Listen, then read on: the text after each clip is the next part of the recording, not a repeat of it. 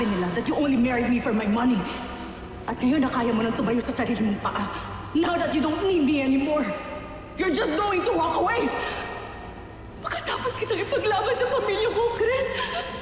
Ito yung igaganti mo sa akin.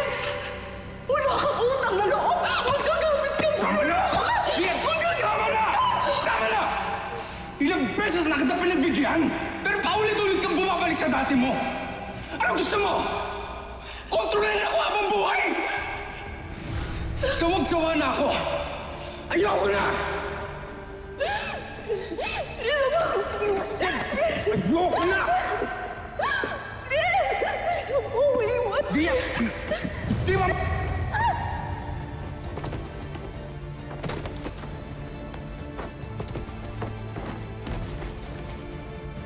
Via! Via!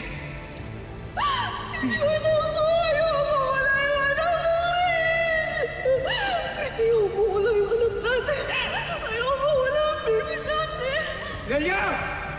Nelia! Basta mo loob mo. Hindi mo mawawala, baby. Basta mo loob mo. Sorry ka. Nelia! Nelia! Tumawag kay ambulansya!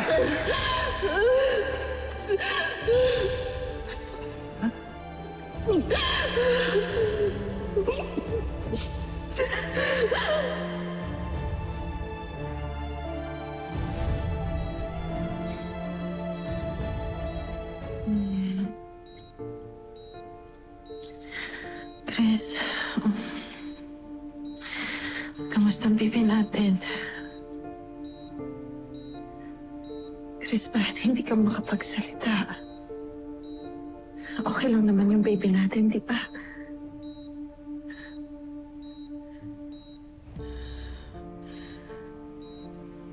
Chris, sabihin mo sa akin, okay lang siya. Sorry. Sorry. Wala na yung baby natin. Sorry. No. No, nasa yung doktor. Nasa yung doktor. Kakausapin ko siya. Baka may magawa pa siyang paraan. Hindi pwedeng mawala yung anak natin. Hindi pwedeng mawala yung baby natin. Hindi pwedeng mawala.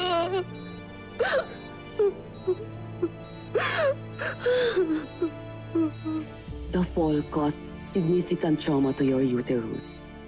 Nagkaroon ng severe internal bleeding and damage to your endometrial lining and fallopian tubes. Wala kaming choice but to perform an emergency procedure.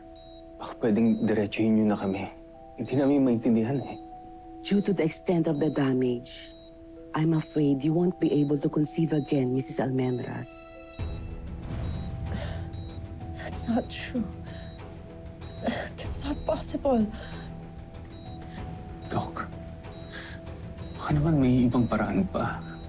I'm sorry. Maiwan ko po muna kayo. No.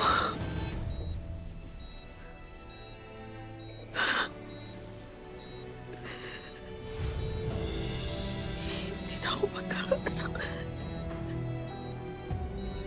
Wala na yung baby natin at hindi na ako magkakaanak. Kung hindi mo ako inaway nun, kung hindi mo sana ako iiwan nun, baka hindi na wala ang baby natin. Kasalanan mo, Chris. Kasalanan mo kung bakit nawala siya. Kasalanan mo kung bakit hindi na ako magkakaanak. Kasalanan mo!